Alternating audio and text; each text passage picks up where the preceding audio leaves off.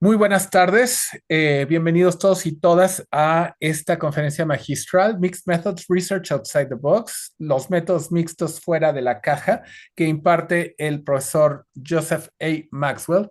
El profesor Maxwell es profesor emérito en la Facultad de Educación y Desarrollo Humano de la Universidad George Mason. Su doctorado es en antropología, pero durante los últimos 35 años su investigación y enseñanza se han enfocado principalmente en educación, con un enfoque creciente en la metodología.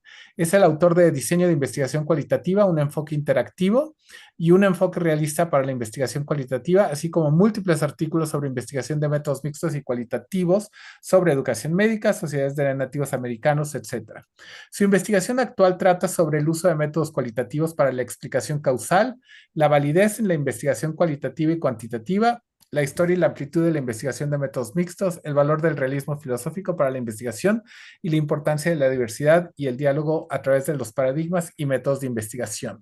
Soy el doctor Raúl Pacheco-Vega, soy profesor investigador de la FLACSO México, adscrito al Laboratorio de Métodos, y esta conferencia magistral se hace en el marco de la celebración de los 50 años de la Facultad Latinoamericana de Ciencias Sociales, FLACSO México. Estaremos trayendo varios otros investigadores del altísimo nivel como el doctor Maxwell. Quienes hacen métodos cualitativos y mixtos sabrán que es la autoridad eminente en este tema.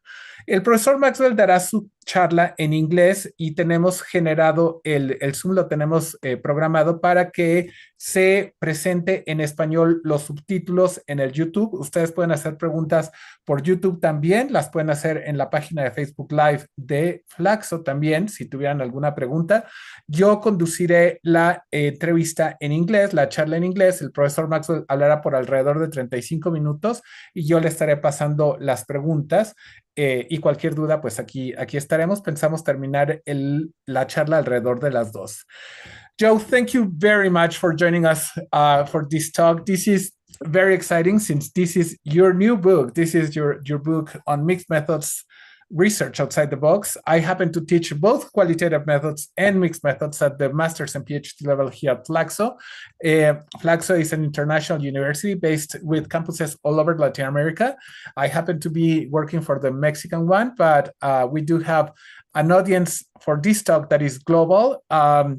And we'll do your talk in English, but it will be transcribed with subtitles in Spanish in the Zoom. Again, thank you so much. The floor is yours. Thanks a lot for joining us. Sure. Ready? Okay. The title of my talk is Mixed Methods Research, a Broad Perspective. The term mixed methods refers primarily to the combining and integration of qualitative and quantitative research methods and concepts. The subtitle, A Broad Perspective, indicates that many of my ideas and arguments about combining methods are very different from those of the self-identified mixed methods community. I've been doing mixed methods research since 1979, before the term mixed methods was coined, and publishing papers and giving talks on this topic since 1984, but with relatively little explicit acceptance or incorporation by self-identified mixed method researchers of my and some others' ideas. When I gave a paper at a conference session early in my career on mixed methods research, on the very long history of combining qualitative and quantitative methods, going back at least to Aristotle in the 4th century BC, the chair of the session stood up, turned to me and said, "Really, Joe? Really?" I said, "Yes, really." For a more detailed discussion of this history and the strategies for integrating qualitative and quantitative methods, see my book, Mixed Method Research Outside the Box, scheduled for publication in December by Sage Publications. For this reason, I don't recommend the main publication of the Mixed Methods community, the Journal of Mixed Methods Research, as a reliable source for the full range of approaches and strategies for integrating qualitative and quantitative methods. There are multiple research communities in the social sciences that have been integrating qualitative and quantitative methods since the 1970s in almost complete isolation from one another and from the self-identified mixed methods community. In addition, the physical and biological sciences have been combining qualitative and quantitative methods, although not using those terms, for much longer than the social sciences, including Galileo in astronomy, Charles Lyell in geology, and Charles Darwin in biology. This earlier history has been almost completely ignored by the self-identified mixed methods community. Similarly, path-breaking work on combining qualitative and quantitative methods in the social sciences since the late 1800s, including W.E.B. Du Bois' The Philadelphia Negro, published in 1899, have gotten essentially no discussion in the mixed methods community. During the 1920s and 1930s, a number of classic studies in the social sciences were conducted that combined qualitative and quantitative methods, although they didn't use those terms. A particularly innovative example is Margaret Haygood's Mothers of the South, Portraiture of the White Tenant Farm Woman, published in 1939. Haygood used statistical data in selecting her sample of farms and women to ensure representativeness, but she also used the statistical concepts of mode and range of variation to analyze her qualitative data, identifying both the most common and the most exceptional responses. I've never seen this study cited in mixed methods literature. After around 1940, there was a decline in the explicit discussion of the integration of qualitative and quantitative methods in most social science fields. However, the actual integration of both approaches continued. This period included a number of studies that involved the close integration of qualitative and quantitative concepts and methods, ones which have been recognized as classics in their particular fields, but which have almost never been discussed in the self-identified mixed methods literature. A particularly intensive example of this is Stanley Milgram's 1974 study of obedience to authority. Milgram and his associates conducted a series of laboratory experiments in which participants were tricked into believing that they were part of a study of the effect of punishment on learning, and were then told to give increasingly severe fake electrical shocks to a supposed, quote, subject, who was actually an accomplice of researchers and who screamed in pretend pain and eventually refused to cooperate. Milgram provided detailed descriptions of the experimental protocols, including graphs and tables of the results, but these are interspersed with photographs of the experiment and experimental setup and procedures, and with transcripts of participants' reactions and their dialogues. Then, following the experiment, Milgram conducted interviews with participants. He stated that, quote, "We need to focus on the individuals who took part in the study, not only because this provides a personal dimension to the experiment, but also because the quality of each person's experience gives us clues to the nature of the process of obedience." This quote provides an early statement of one of the major complementary strengths of qualitative and quantitative methods, that experimental and quantitative methods are comparatively good at showing that a particular intervention or variable resulted in a particular outcome. But qualitative methods are usually necessary for understanding the processes by which this occurred. The main reason that I draw from this early history of mixed methods research is that understanding the relative strengths and limitations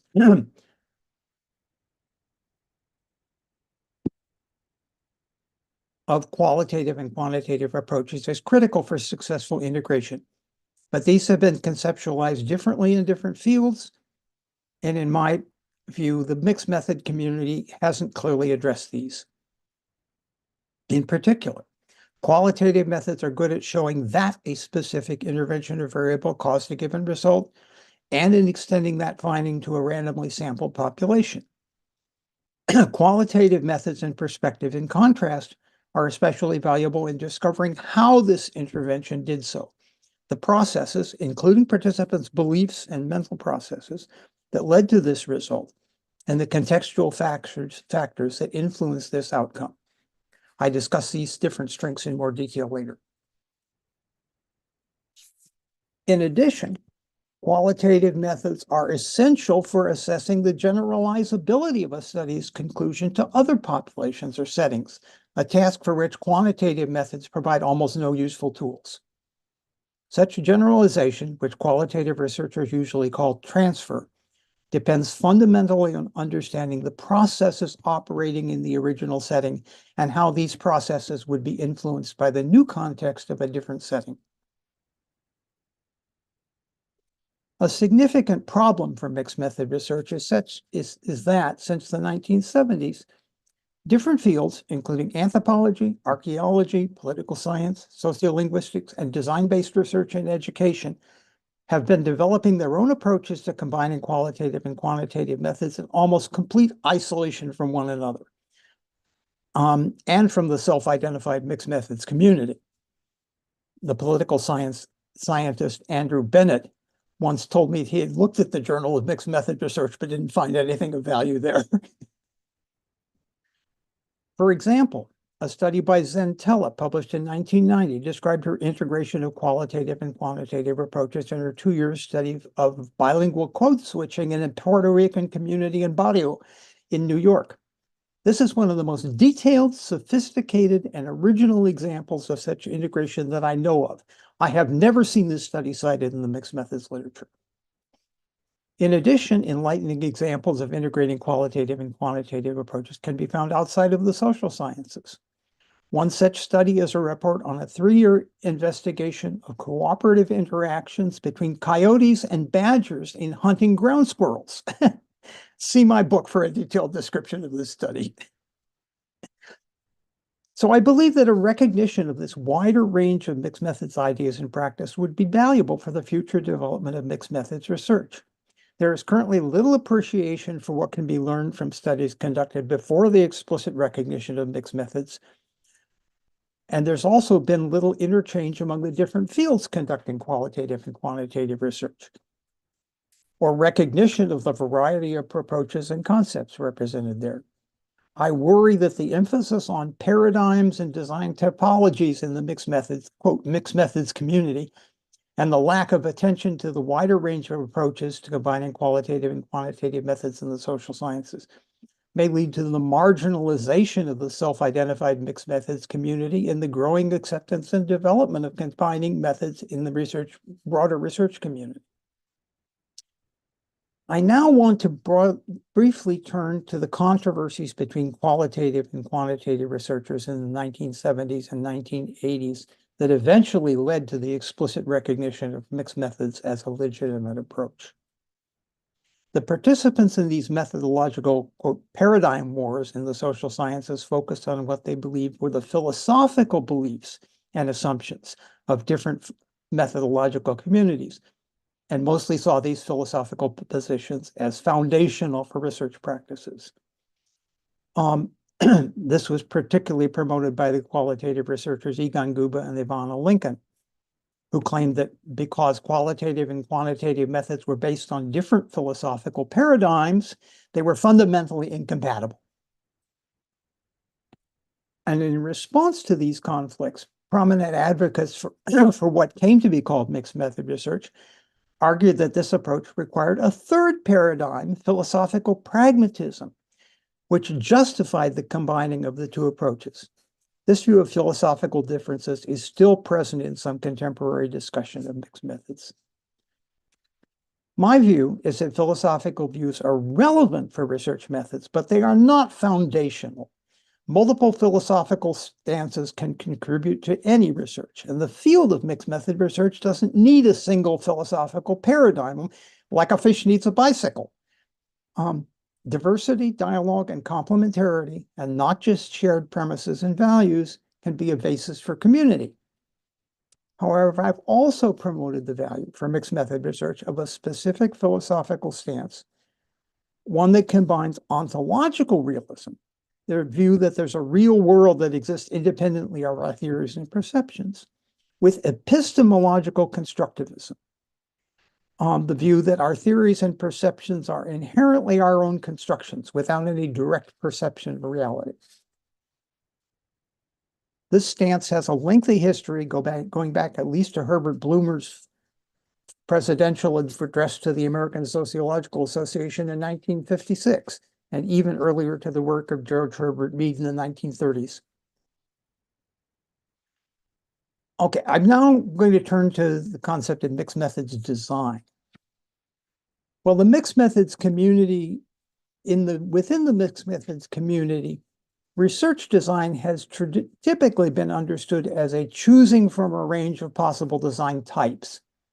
For example, Gooderman and Fetterman and Fetters in 1922 provide a list of possible mixed methods design, convergent, explanatory sequential, exploratory sequential, and so on, with detailed steps for implementing each type.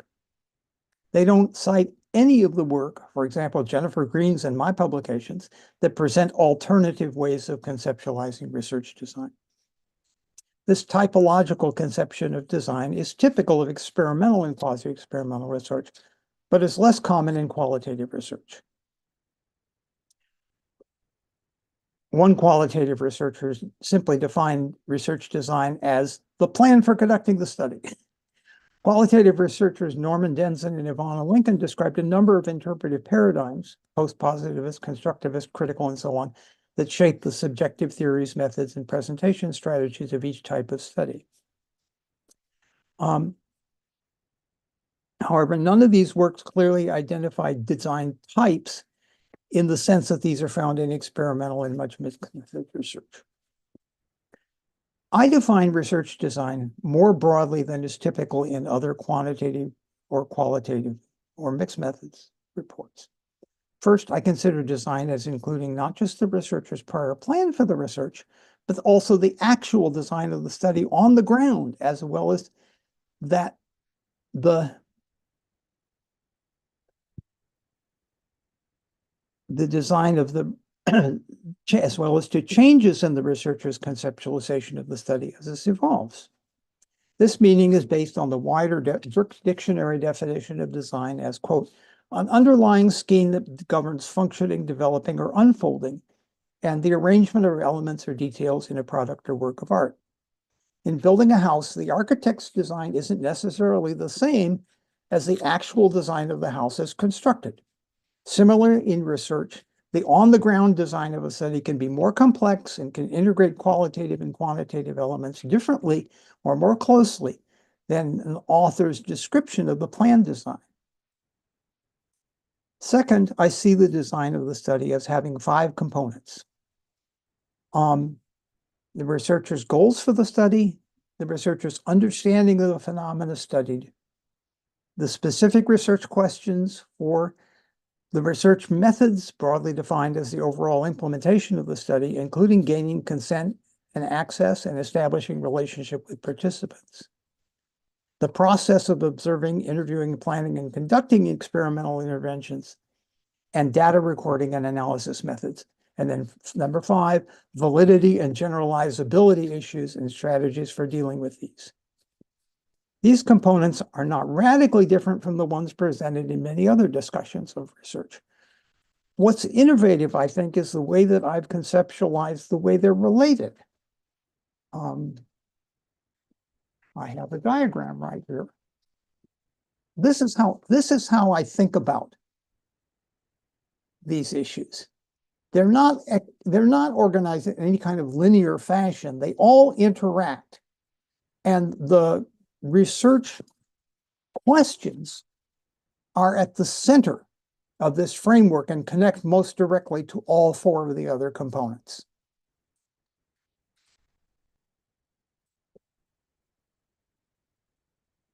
Now, this model treats the design of a study not just as a prior plan or as a linear sequential process, but as the interaction of these components involving both the researcher's ideas and plans and the actual implementation of the study.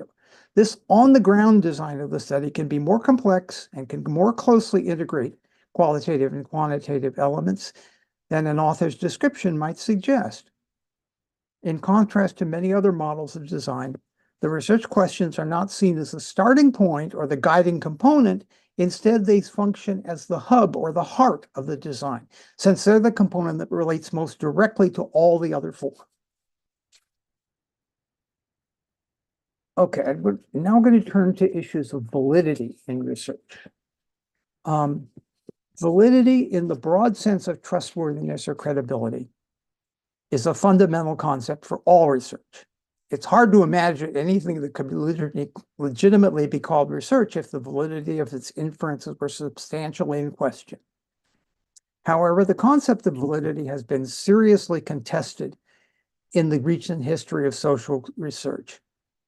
particularly between quantitative and qualitative researchers. And there's currently no consensus on what the term means or even if it's appropriate for all research.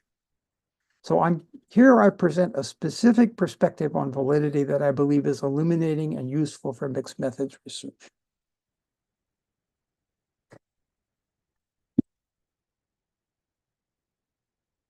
This perspective is based on the philosophical stance often termed critical realism, which combines ontological realism, there's a real world that exists independently of our perceptions and conceptions, with epistemological constructivism. Our knowledge of this world is inherently our own construction and not an objective perception.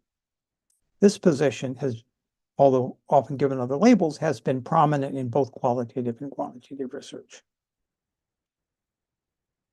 For example, Schottish, Cook, and Campbell, in their classic work, Experimental and Quasi-Experimental Designs for Generalized Causal Inference, argued that, quote, all scientists are epistemological constructivists and relativists in the sense that they believe that both the ontological world and the worlds of ideology, values, and so forth play a role in the construction of scientific knowledge.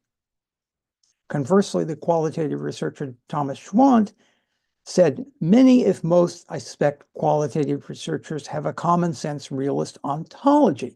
That is, they take seriously the existence of things, events, structures, people, meanings, and so forth in the environment as independent in some way from our experience with them. Similar views have been adopted by many other qualitative and quantitative researchers, and I see these two positions as quite compatible and as a productive stance for approaching issues of validity.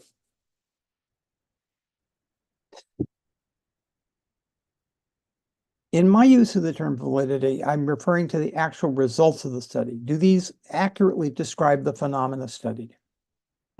Thus, I want to distinguish validity as referring to the specific sample and study in question from the generalizability of the results to other individuals or settings. Although I've distinguished what I term internal generalization, that is generalizations to individual groups within the target population who were not actually included in the sample, from external generalization, generalization to other individuals or groups. I discuss generalizability later as a separate issue from validity proper, although the line between these is often blurred.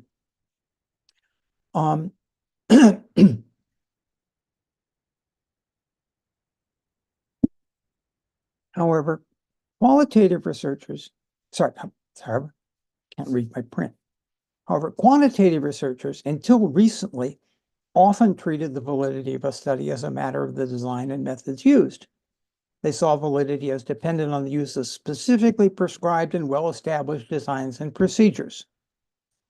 This was central to the philosophy of science known as logical positivism, which had a profound influence on quantitative research.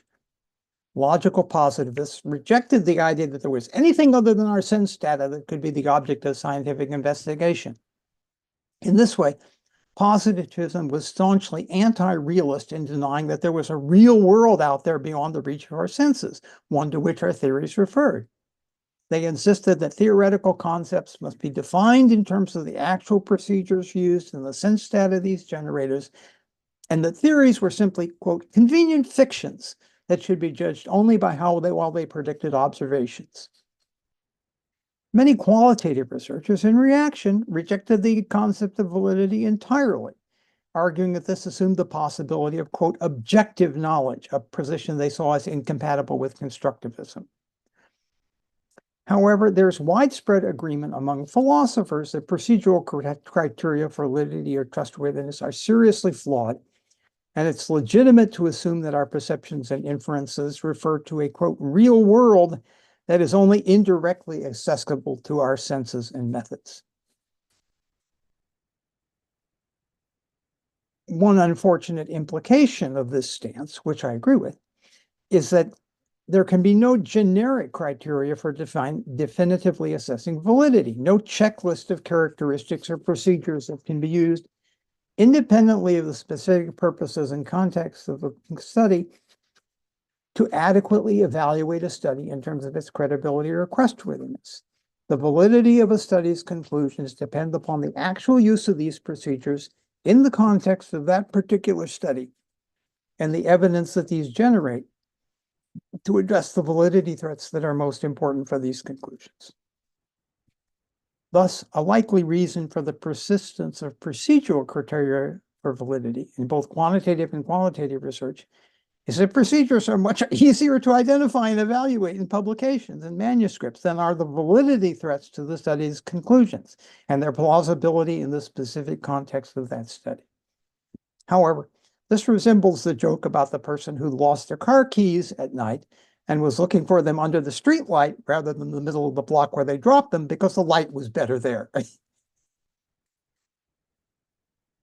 This fact has important implications for statistical significance testing, such as p-values. The results of a statistical test do not tell you what many researchers believe they do. That is, the probability that your results are due to chance sampling variation rather than to an actual relationship between variables. This point has been repeatedly emphasized by statisticians. What a p-value actually tells you is the probability that if there were no correlation between these variables in the population randomly sampled, that you would find the relationship in your sample that you did or a greater one by chance sampling variation alone. This is a meaningful finding, but it's not the same as the probability that your result is due to chance sampling variation. There is no way to derive the latter from the former unless you have information about the prior likelihood and magnitude of a correlation or difference in the population. Information that's almost never available to researchers. A simple example. Suppose you get a coin and change from a vending machine. It falls on the floor and counts up heads. You wonder, is this a fair coin? Is it one that comes up heads more often than tails? You flip it 5 times and you get 5 heads. This is a very statistically significant finding, less than 1 chance in 20. If it's a fair coin, that has an equal chance of coming up heads or tails. However, it's still much more likely this coin is fair and that the particular result is due to chance than it is that the coin is biased. In this case, the chance variation explanation is unlikely, but the other plausible explanations are even more unlikely. Now, if it came up heads 50 times, the latter possibilities become more plausible. Now, some mixed method researchers have developed a detailed typology of legitimation types for evaluating the quality and rigor of their research process. I don't find these typologies particularly helpful.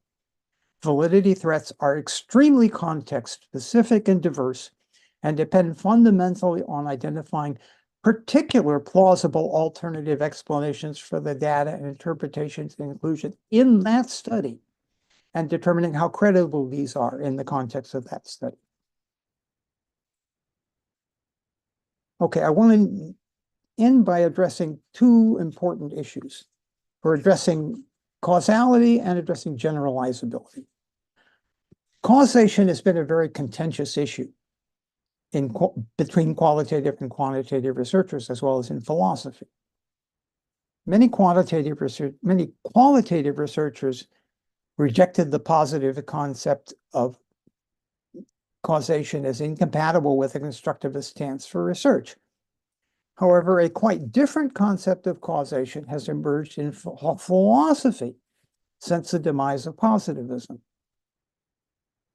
The philosopher Wesley Salmon stated that this understanding, quote, makes explanatory knowledge into knowledge of the mechanisms by which nature works. It exhibits the ways in which the things we want to explain come about. This focus on processes is where mechanisms is where qualitative methods can make a major contribution to causal explanation. Quantitative and experimental methods, as I said, are very good at showing that a particular event or intervention resulted in a particular outcome. But qualitative methods are almost essential for showing how this happened. These mechanisms are not seen as general laws or having invariant outcomes, but as situationally dependent. Their actual context is unavoidably part of the causal process.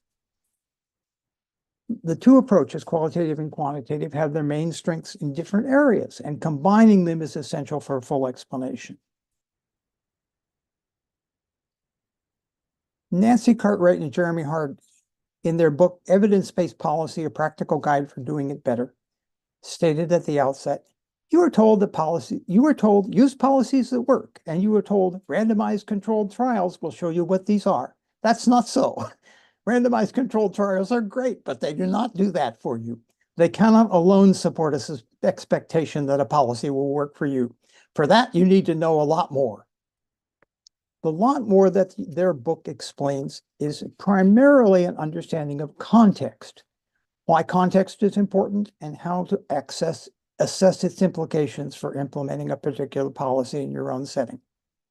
This includes identifying the relevant features of the setting in which the policy is implemented, which can support or impede the goals of the policy, and how these interact with each other and with the policy to shape its outcome.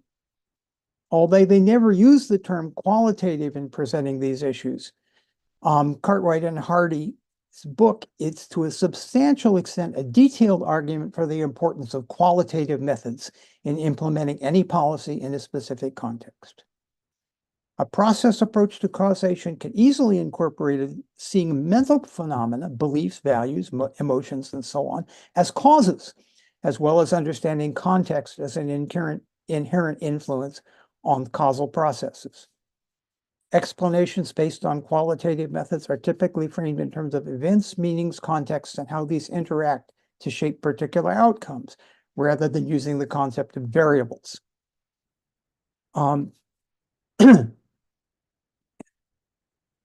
It is surprising, therefore, that major handbooks on mixed method research say almost nothing about how qualitative and quantitative methods can be combined for causal inference.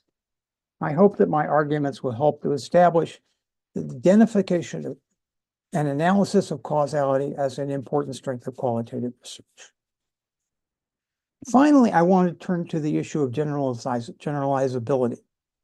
There are two different types of generalization in research, which I have labeled internal and external generalization.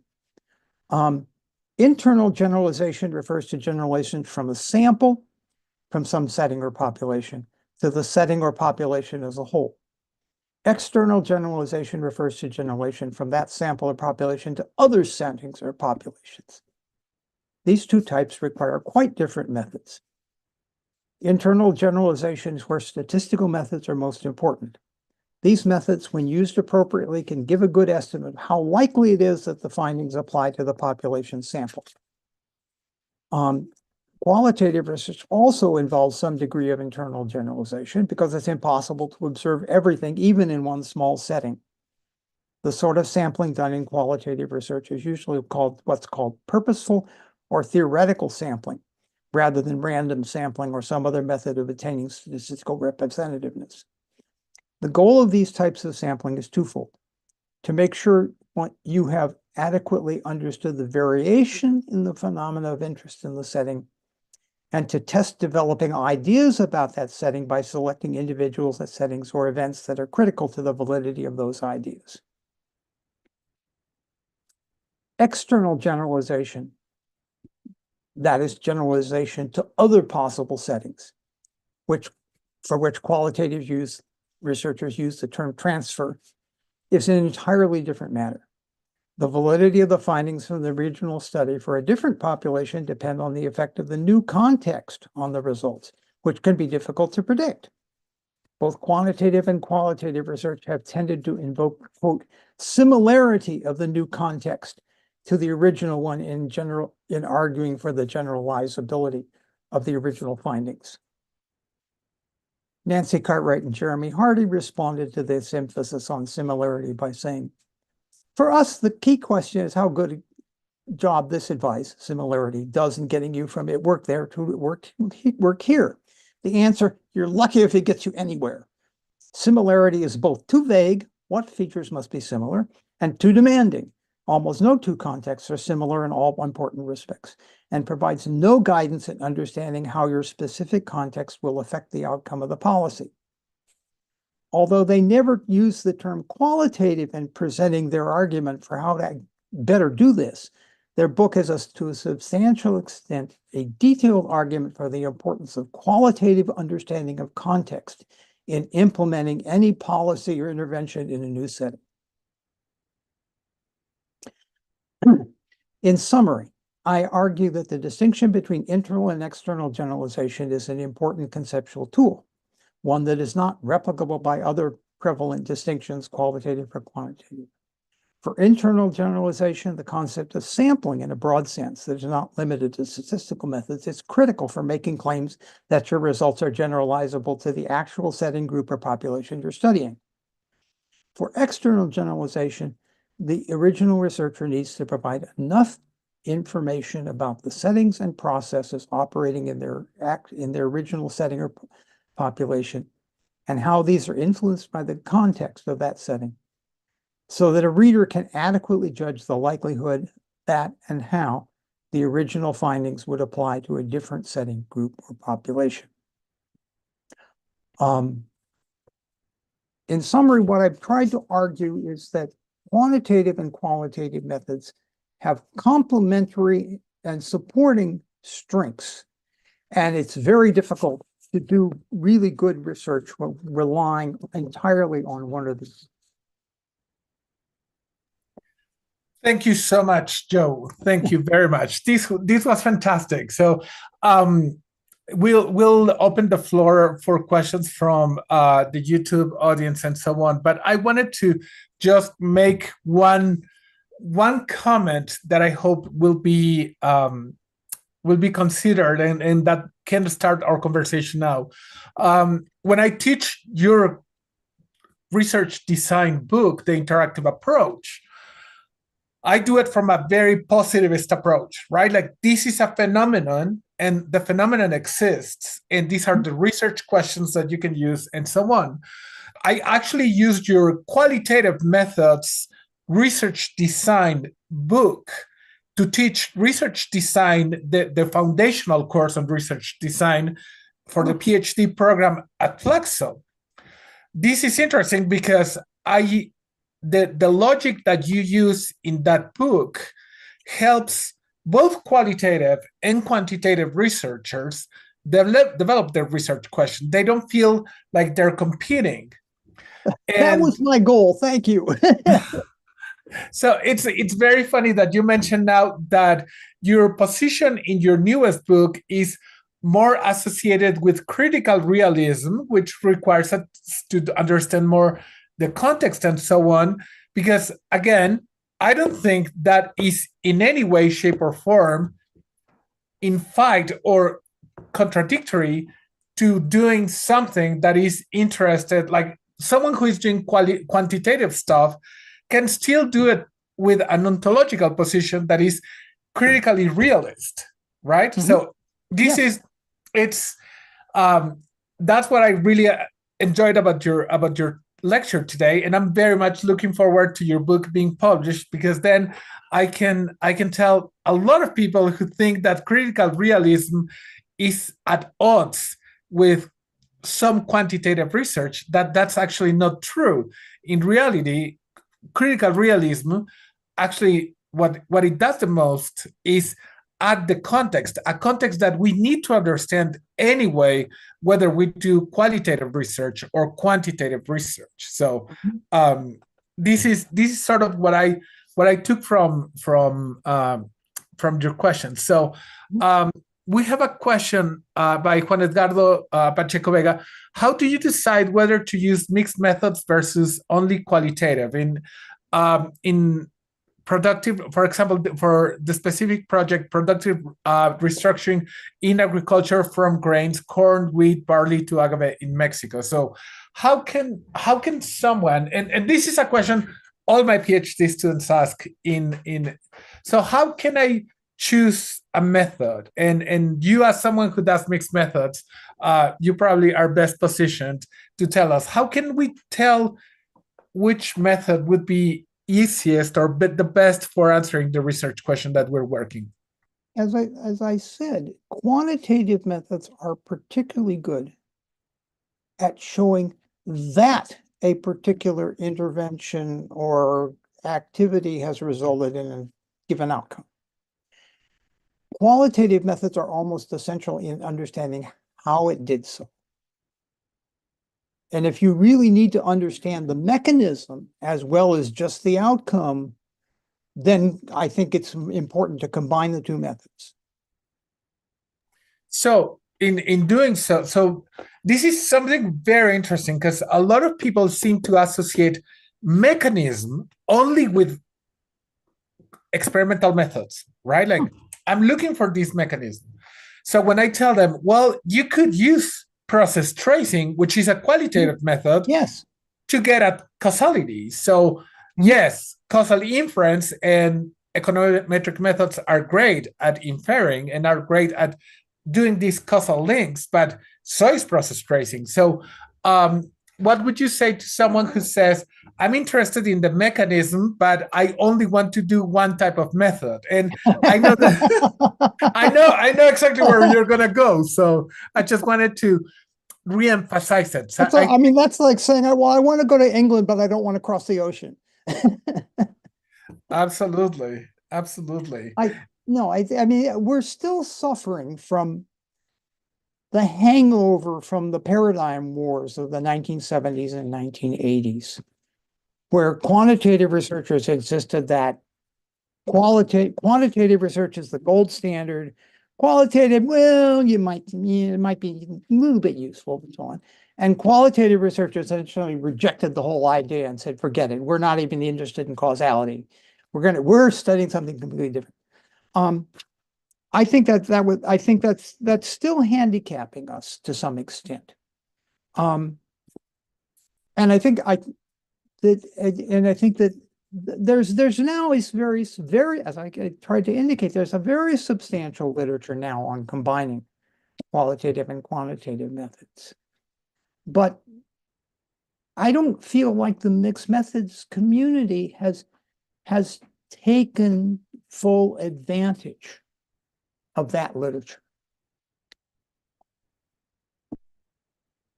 I think that what you said is very true. That there's still a lot of space and a lot of room for taking advantage of this literature. So before I ask John Bonilla's question, I would like to just say that some of your most cited work, in addition to your books, is your work on causality. And that's what people seem to, that's one of the reasons why I invited you today and why I'm very happy that you joined us, because a lot of people seem to think that causation is in some ways completely at odds with qualitative work. And I say, yes, that's part of the hangover from the qualitative quantitative debates of the 1970s and 80s.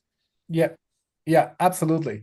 So John Bonilla asks, I got a question for Dr. Maxwell. What are Dr. Maxwell's thoughts on using Bayesian inference to formalize process tracing?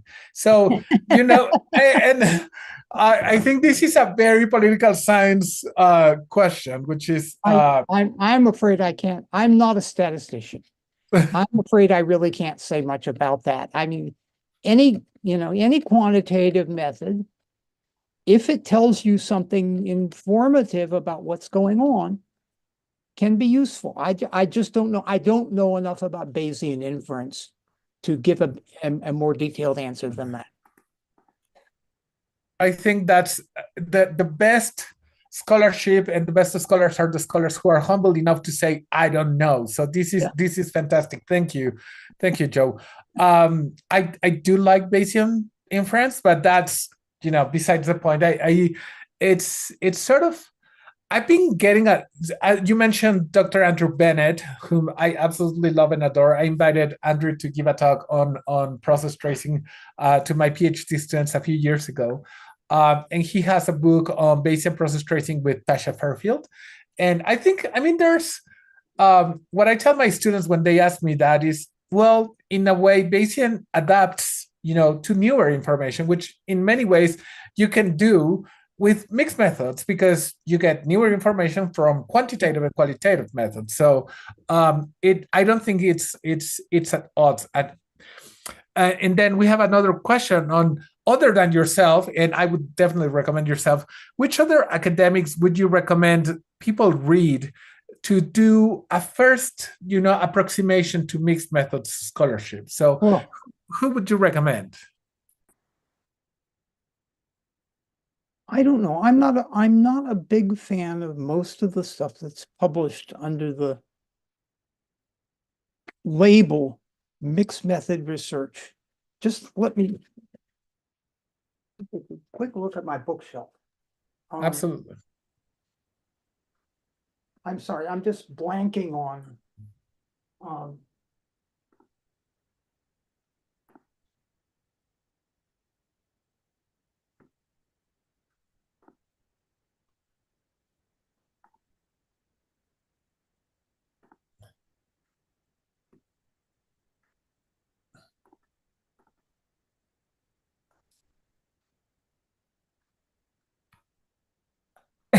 sorry, I know there's a book I can email you later. Absolutely. I track it down, but I'm just blanking. No, not a problem. So there is at least one good book on mixed method research. absolutely. I've used for mixed methods, I've used a lot of books on mixed methods from like the Tedley and Tasha Corey, but I tell people with Tedley and Tasha Corey, they're quantitative scholars who then move to qualitative. And I think that's one of the very, so I will share also on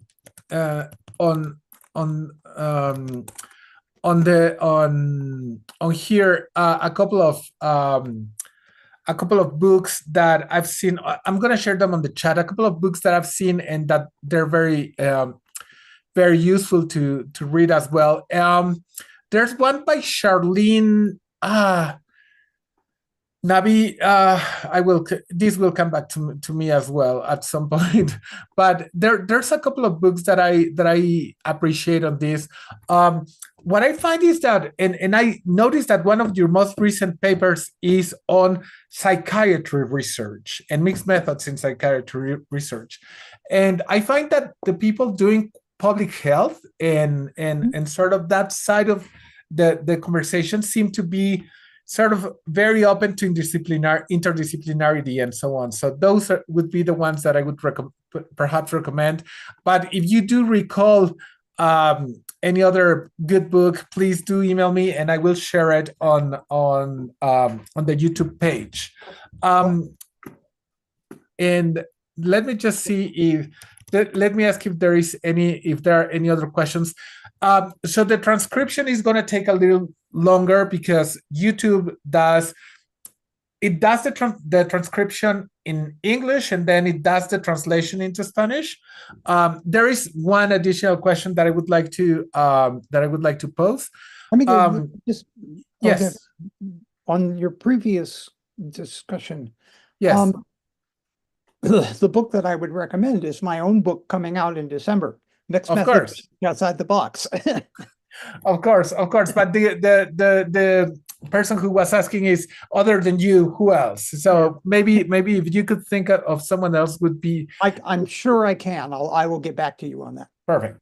So Erica Atienzo is asking, would you consider the combination of evidence synthesis like systematic reviews with primary research, from example, qualitative research, a form of mixed method research? And thank you. I'm sorry, I don't quite understand the question. What is? There's a lot of, you know how literature reviews can be like synthetical reviews, like, you know, so systematic reviews. Would that be considered combining that systematic review with some primary research that is qualitative, a form of mixed methods? The way I would... It's up to you whether you want to call it mixed methods or not. The label doesn't make much difference. Calling something mixed method research doesn't really do anything. What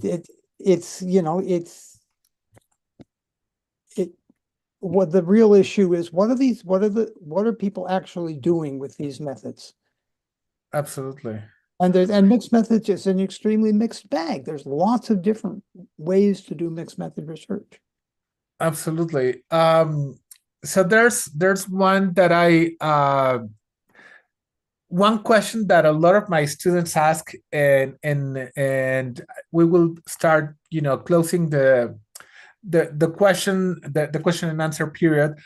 A lot of my students asked me if combining several qualitative methods would be considered mixed methods. And I know that this is a debate, and you in your talk even said it, like it is really a debate on whether or not we do mixed methods. So, I think that's a really good question that I would have as well. Do you think combining several qualitative methods would be mixed methods, or do you think the term mixed methods was originally created to refer to combining qualitative and quantitative methods? Whether you want to call something combining two qualitative or two quantitative methods mixed methods is up to you, but it may be confusing to people who understand it as basically combining qualitative and quantitative. Absolutely. And that's part of one of the things that I tell my students is be clear in your work how you define each thing, right? So if you say, I'm using mixed methods, understanding mixed methods as X, Y, and Z, then that is fair, and that's quite okay. But you always need to define terms as well. Right. And the real question is, what did you actually do, not what did you call it? Absolutely. So if you combined qualitative data with quantitative data, you may not even call it, a mixed method study, but it may end up being a mixed methods. One of the issues that I tell my students to think about as well, and this probably will be the last question we'll be asking, and we'll end up closing the talk, is a lot of people say, mixed methods, myself included. So you may need to educate me on this, but a lot of people say in mixed methods, the point is the mixing, right? Like, so how do you feel about that, right? Like, is that the core, like mixing qualitative and quantitative? In a way, it's unfortunate that that the term mixed got used, because it suggests putting stuff in a blender. And it's the issue, what is really at issue is, how do you combine and integrate qualitative and quantitative methods, not what you call it.